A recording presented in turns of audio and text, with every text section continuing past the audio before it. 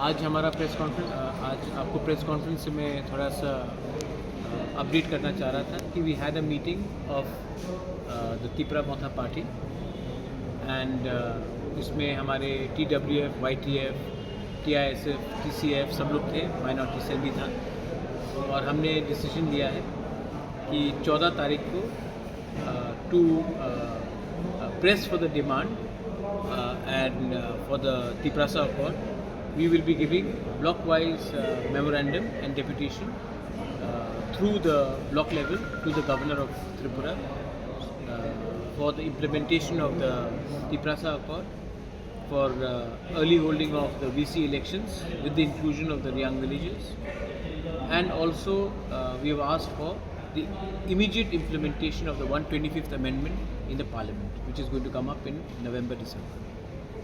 तो इसके लिए आज हमने अपना मीटिंग रखा है और 14 तारीख को हम लोग पूरे त्रिपुरा में peacefully to press for a demands we are going to do a deputation across the state at the block level and at the DM, BDO, SDM level with a common memorandum to be given to the governor of Tripura. ये आपको update करने के लिए आज हमारा meeting है। Chief minister can only give his view, but the implementation of 125th amendment ये chief minister नहीं कर सकता, ये पार्लियामेंट कर सकता है। पार्लियामेंट में आज के दिन BJP भी यही बोल रहा है, कांग्रेस भी यही बोल रहा है, सब पार्टीज एक ही बोल रहे हैं कि 125th अमेंडमेंट इम्प्लीमेंट होना चाहिए। तो अगर सब लोग रेडी हैं तो हम को क्यों बोला जा रहा है कि वेट करो वेट करो वेट करो? हम कब तक वेट करेंगे? उनके लिए शायद थोड़ा देर वेट करना प्रॉब्लम नहीं, लेकिन हमारे लिए तो बहुत इम्पॉर्टेंट है। तो इसमें chief minister he can not do anything, ये पार्लियामेंट का डिसीजन है। रिगार्डिंग VC इलेक्शंस हमने और जगदीश देवर्मा भी थे वहाँ में, BK रामफल भी थे जब हमारा मीटिंग हुआ।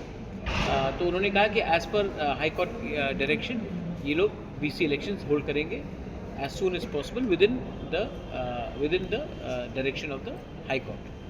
और रहा तिप्रासा अकॉर्ड का, ये महीने के अंत में फिर से दिल्ली में हमारा मीटिंग है। इसमें भी हम अपना जो हमने पॉइंट्स राइटिंग में दिया है गवर्नमेंट ऑफ इंडिया को, वो पॉइंट्स के लिए हम लोग फिर से नेगोशिएट करेंगे।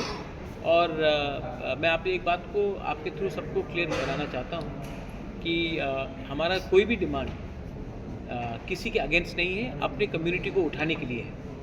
और अगर किसी को लगता है कि अगर ट्राइबल अगर उठ गया तो किसी और का नुकसान है स्टेट में, तो वो गलत और जहर फैला रहा है। हमने किसी के अगेंस्ट कुछ नहीं कहा है, हमने अपने डिमांड को इम्प्लीमेंट करने के लिए हमने ये डिमांड्स रखा है गवर्नमेंट ऑफ इंडिया के सामने। ये सेकंड राउंड मीटिंग है और मैं आशा करता हूँ कि गवर्नमेंट ऑफ इंडिया भी इसको अच्छे तरीके से रिस्पॉन्ड करे, क्योंकि हम लोग बहुत दिन से वेट कर रहे हैं और बहुत लोग का पेशेंस भी कम हो रहा है। तो गवर्नमेंट ऑफ इंडिया को भी समझना चाहिए कि ट्राइबल्स ऑफ त्रिपुरा बहुत साल से उन्होंने इंतज़ार किया है उनके अधिकार को, उनके अधिकार के लिए, and we have to ensure that this is delivered as soon as possible. After your meeting with the State Election Commission, he said that Tribal Welfare Department is to initiate the process. So that is Bikash Debarma and that is the state government. So you have to ask this question to the Honorable Minister for Tribal Affairs. मैंने अपने तरफ से जो करना है मैंने किया है और मैंने कहा है कि रियांग्स को ये VC कमेटी से बाहर नहीं रखना चाहिए, क्योंकि जब ये VC पे पैसा आएगा तो ये डायरेक्टली उनके पास आएगा। अगर हम आज उनको बाहर रखेंगे तो बाद में उन्हीं का नुकसान है। क्यों हम ये करें? इससे किसका फ़ायदा है? So tribal affairs department has got all the data, has got all the thing, they should immediately move so that this is done. I think you should ask this question. मैंने पर्सनली भी बहुत बार phone किया है, बात किया है, लेकिन अगर आप भी उनसे 2-3 बार सवाल पूछेंगे तो अच्छा रहेगा। सवाल पूछा है आप मुझसे, आप ये सवाल मुझसे पूछ लिया आपने, ये सवाल किसी और से मत पूछिए। कोई भी अकॉर्ड का टाइमलाइन होता है, नागालैंड अकॉर्ड का टाइमलाइन है, 3वीं अकॉर्ड का टाइमलाइन था। हम लोग 3 घंटे का पिक्चर नहीं देख रहे सिनेमा हॉल में। जब कॉन्स्टिट्यूएंट असेंबली का डिबेट हुआ, जब संविधान बना, उसमें टाइमलाइन था। कभी भी टाइमलाइन नहीं होता है। जिस दिन आपने हार मान लिया उस दिन आपका अकॉर्ड ख़त्म। तो जब तक मैं अपना डिमांड में कायम रखूँगा तब तक आपका पॉइंट रहेगा। और टाइमलाइन आता है जब सिचुएशन दिल्ली में बदलता है। मैं I know one thing very clearly, मैं यहाँ में ना बीजेपी का पक्ष में गाना गाने के लिए आया हूँ, ना कांग्रेस के पक्ष पे गाना गाने के लिए आया हूँ, ना सीपीएम के लिए। मैं यहाँ में आया हूँ तो अपने लोगों को कुछ देने के लिए। और जिस दिन मैंने पॉलिटिक्स अपने लोगों के साथ खेलने शुरू कर दिया, उस दिन टाइमलाइन आ जाएगा। मैं नेगोशिएट करूँगा दिल्ली से, जो भी दिल्ली में है, अपने लोगों के अधिकार के लिए। आर्टिकल 2-3 हो, लैंड पावर्स हो, डायरेक्ट फंडिंग हो, 125th अमेंडमेंट हो, लैंग्वेज राइट्स हो, सब चीज़ के लिए मैं अपना लोगों के लिए मैं फाइट करूँगा।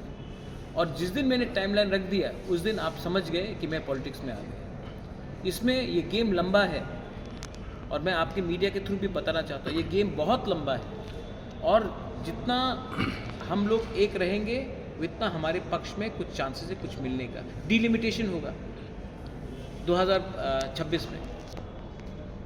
उस समय अगर टाइमलाइन के बारे कोई बात कर रहा है, हमको अपना पोजीशन रखना है। आज 20 सीट है, 20 सीट से काम नहीं चलेगा। त्रिपुरा एक इंडिजिनस स्टेट था, अब 60 सीट में 25 सीट हमको दीजिए।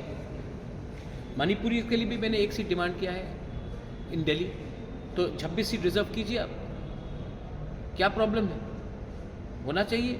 अगर हमने टाइमलाइन दे दिया तो कल हमारा प्रॉब्लम हो जाएगा। तो मैं तो निगोशिएट करूँगा, जिस दिन हमारा 90% डिमांड्स दिल्ली मानेगा, तब हम 10% को छोड़ने के लिए तैयार हैं। लेकिन जब तक हमारा 90% डिमांड या 80% डिमांड नहीं मिलेगा, मैं अपना बाकी के डिमांड क्यों छोड़ूँ? तो जो लोग मुझसे सवाल भी पूछ रहे हैं कि कहाँ गया ग्रेटर त्रिपुरा लैंड, कहाँ गया? अरे मैं तो आज भी अपने लाइन में वहीं में हूँ, राइटिंग में दिया है।